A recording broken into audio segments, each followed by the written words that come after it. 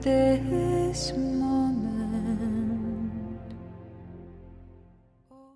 Salut les bibliophiles et cinéphiles, on se retrouve aujourd'hui pour cette première vidéo des chroniques du cinéma que je fais d'habitude à l'écrit. Hein, j'ai décidé de changer de support pour un peu varier, puis parce que c'est... Non, c'est pas plus rapide, mais c'était intéressant je trouve de changer de format. Donc voilà, et on va commencer aujourd'hui par le Hobbit 3, la bataille des 5 armées que j'ai vu avant les vacances de Noël. Mais bon, j'ai pas encore eu le temps depuis aujourd'hui de faire la vidéo. Donc voilà, on va commencer.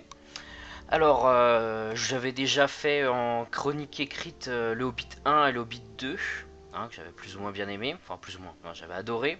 Alors, le premier était bien, le deuxième était excellent, et donc maintenant je vais vous parler du troisième.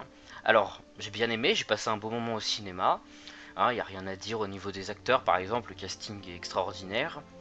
Qu'est-ce qu'il y a d'autre au niveau des visuels, hein, c'est du Peter Jackson qui nous avait déjà ébloui dans les deux premiers et qui nous éblouit encore maintenant avec celui-là. Il nous avait ébloui aussi avec le Seigneur des Anneaux. Et par contre, les petits soucis, c'est au niveau des longueurs qu'il peut y avoir, par exemple, pendant plus de 40 minutes de bataille, coupées par morceaux. Certaines longueurs, certaines libertés au niveau du livre aussi qui peuvent être un peu ennuyantes au bout d'un moment. Mais l'ensemble reste correct, très bon même. C'est pas le film de Peter Jackson, hein. Le film de Peter Jackson dans l'univers de Tolkien évidemment c'est Le Retour du Roi, tout le monde sera d'accord pour affirmer ça. Mais D'abord j'ai été à la fin quand je suis sorti du cinéma, j'étais muet parce que déjà il y avait l'émotion.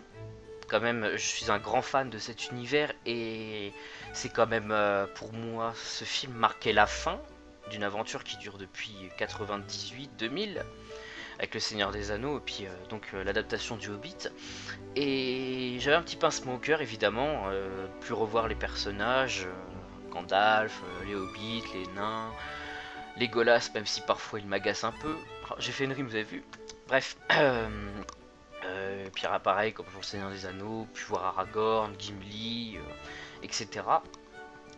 Et du coup oui voilà, il y avait un petit pincement au cœur, une petite dose de nostalgie et tout, donc mais depuis j'ai eu le temps de réfléchir, de regarder plus en détail dans mon esprit les différentes choses que j'ai vues à l'écran pendant ce film là. Et c'est vrai qu'avec le recul, je trouve que c'est le moins bien réussi des trois. Déjà que le premier, bon, il était pas mal réussi, mais il était un peu en dessous de ce qu'avait fait Peter Jackson pour la communauté de l'anneau, par exemple. Dans la communauté de l'anneau, ça démarre très doucement, etc. Et le deuxième avait déjà remonté, enfin le Hobbit 2, la désolation de Smaug, avait déjà remonté un peu le niveau. Et j'étais content. Et là, en fin de compte, quand je regarde le dernier, je parle dans l'ensemble, hein. Il y a des points qui sont extraordinaires que personne ne pourra dénier. Mais dans l'ensemble, je le trouve moyen pour, ouais, voilà, pour ce que j'ai dit, quoi. Et j'ai pas été déçu au point de ne plus vouloir parler à Peter Jackson. Pas que je lui parle, mais façon de dire. Et de plus regarder ses films, de bouder ses adaptations de l'univers de Tolkien. Non, au contraire. Mais c'est juste que j'ai été un peu ouais, déçu de ce que j'ai pu constater à la fin. Après toutes mes réflexions, je veux dire. Et donc voilà. Bon, je recommande d'aller le voir. S'il est encore au cinéma, je ne sais pas. Ou de le voir quand il sortira en Blu-ray ou en DVD. Ou si... non, non, ça c'est pas... Je l'ai pas encore. Hein, c'est le 2. Euh, ou alors quand il passera sur Canal ou... Enfin, à la télé, quoi. Je lui mets une note de 15. Parce que, oui, voilà, j'ai quand même été conquis par l'univers depuis le début. J'ai eu la fin de l'histoire, que je ne spoilerai pas évidemment pour ceux qui ne l'ont pas vu. Mais oui, voilà, c'est un bon film. Peter Jackson est un des rares à pouvoir nous offrir, malgré les défauts qu'il peut y avoir dans ses films, euh, un univers fantastique aussi riche, aussi beau, et aussi fort puisqu'il nous a présenté depuis 98. Il n'y avait pas eu de précédent avant le Seigneur des Anneaux. Et d'ailleurs c'est même un problème, c'est que beaucoup de gens ont critiqué le Hobbit, je parle de la trilogie en général, en fonction de la trilogie du Seigneur des Anneaux. Parce que Peter Jackson avait fait quelque chose de sublime, d'énorme. Donc tout le monde attendait de lui que le Hobbit soit égal ou même au-dessus. Sauf que le Hobbit c'est pas le Seigneur des Anneaux et on peut pas faire du Seigneur des Anneaux sur tout. Donc c'est pour ça qu'il faut arriver à voir les deux œuvres, les deux parties à part, même si elles traitent du même univers. C'est ça qui est important, et pas aussi se focaliser sur le fait que ah mais dites donc, le Hobbit c'est qu'un seul bouquin, pourquoi l'avoir découpé en trois?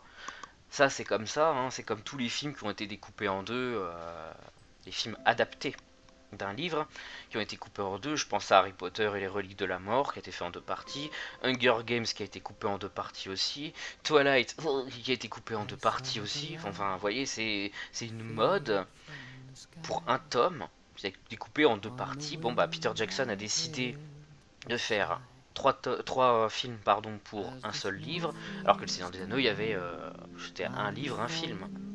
Pas même, c'était pas le même découpage mais bon. Donc voilà, je pense que le problème des critiques, voire pas toutes, mais certaines, c'était ça, c'était la focalisation sur le Seigneur des Anneaux, sur la première trilogie, en oubliant qu'il y avait quelques années d'écart entre les deux, et que le cinéma ne se faisait plus pareil, et puis qu'il y a tout un business aussi autour, faut bien le dire, hein, c'est Hollywood, c'est pas le cinéma français qui se débrouille avec les petits moyens, etc. Hein, il y a les gros moyens, on veut gagner un maximum d'argent, etc. sur les productions, pour rentabiliser le coût qu'a pu comment dire, le coût de la prod en lui-même, hein, d'avoir fait le film, etc. Et dans le fond c'est normal, c'est du marketing, etc. Donc voilà, donc vous voyez c'est plutôt bon comme analyse, enfin comme bilan je veux dire, pardon. Et je pense que je vais clore aussi un autre débat. Les gens qui lancent ouais qu'est-ce que ça va être maintenant comme adaptation de Tolkien, on veut le Silmarillion, etc. Stop, on arrête tout. Moi-même je suis le premier à regretter la fin de la retranscription au cinéma l'adaptation au cinéma de l'œuvre de Tolkien, qui est une œuvre hors du commun, mais je préfère que les gens s'arrêtent là plutôt que de faire n'importe quoi au niveau de l'adaptation. Allez, adapter le Silmarillion alors que c'est un truc qui est complètement à l'opposé d'une histoire normale comme a été le Hobbit ou le Seigneur des Anneaux, enfin normal entre guillemets, hein, on parle quand même de la création de la Terre du Milieu, il y a des trucs de divinité, c'est une sorte de cosmogonie, et je vois pas comment on pourrait adapter ça correctement sans que ce soit ennuyeux. Et puis pour ce qui est des autres œuvres de Tolkien, la plupart sont inachevées, elles ont juste été collectées, rassemblées et publiées minutieusement par les héritiers, donc le petit-fils ou l'arrière-petit-fils, non le petit-fils de Tolkien. Et il n'y a rien de... il y a des histoires, elles sont intéressantes et tout, mais je trouve que faire un film là-dessus, beaucoup sont d'accord avec moi, ça serait de trop. Il y a un moment, on doit se dire toutes les bonnes choses ont une fin, voilà. Et je pense que l'univers de Tolkien au cinéma devrait s'arrêter là. Et peut-être que quelqu'un voudra faire un remake du Seigneur des Anneaux et du Hobbit dans 70-80 ans. Tout ce que je souhaite, c'est que je sois mort ce jour-là pour voir ça. Pour ne pas voir ça, justement. Non, je veux pas. Pour moi, le Seigneur des Anneaux, c'est Tolkien, Peter Jackson. C'est deux œuvres qui parlent de la même chose, l'une étant l'adaptation de l'autre, en étant deux œuvres totalement différentes et totalement indépendantes l'une de l'autre, dans le sens où deux arts différents sont en jeu, et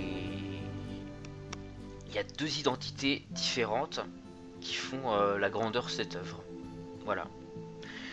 Donc je vais arrêter cette vidéo maintenant, hein, parce que j'ai tout dit. Et on va se retrouver pour la prochaine vidéo qui sera sur le film de Besson, Lucie.